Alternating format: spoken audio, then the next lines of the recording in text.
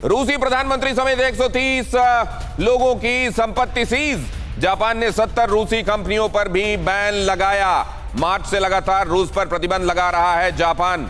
लेकिन सवाल यह है कि इतने सारे सैंक्शंस पहले रूस झेल चुका है, उस पर लगाए जा चुके हैं। जापान ये असल में दुनिया को दिखा रहा है कि नहीं मैं भी कर रहा हूं, या जापान के किए जाने का रूस पर, उसकी सेहत पर कोई फर्क भी पड़ेगा? शिवाज सर, देखो, मुझे लगता है दिनेश कि जो ये सैंक्शन लग रहे हैं इनका इमीडिएट इम्पैक्ट तो रूस पे नहीं होगा, मगर ये भी सोचना चाहिए कि इनके ऊपर लॉन्ग टर्म पे इम्पैक्ट होगा। और ये मुझे लगता है कि क्योंकि रूस की इकॉनमी कोई बड़ी इकॉनमी नहीं है, 1.43 ट्रिलियन डॉलर है और 12वें नंबर की इकॉनमी है, और जबकि भारत की इकॉनमी 3 ट्रिलियन डॉलर। तो मुझे लगता है ये सैंक्शनों का इमीडिएट इम्पैक्ट नहीं होगा। अब देखें, कनाडा भी ने लगा दिया है, उसके बाद जापान ने, ऑस्ट्रेलिया ने, पूरा यूरोपियन यूनियन ने। मुझे लगता है इमीडिएट इम्पैक्ट क्यों नहीं होगा, क्योंकि उसने जो अपना रूबल और बाकी रूबल यॉन में एक प्रकार से ट्रेड कर रहा है, तो फर्क नहीं पड़ रहा, पर लॉन्ग रन में उसको इम्पैक्ट पड़ेगा। मगर ये सच्चाई है कि आज यूरोपियन यूनियन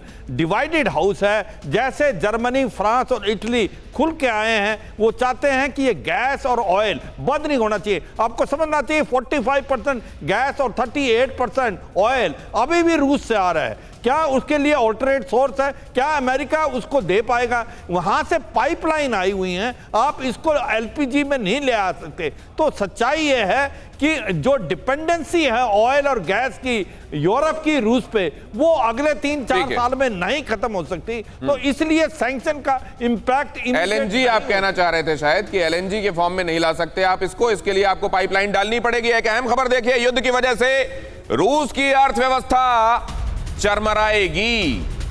ब्लूमबर्ग कह रहा है ऐसा। ब्लूमबर्ग की रिपोर्ट में रूस की इकोनॉमी पर जो खुलासा हुआ है वो ये बताता है कि 2022 में 12% तक फॉल हो सकता है रूसी इकोनॉमी में।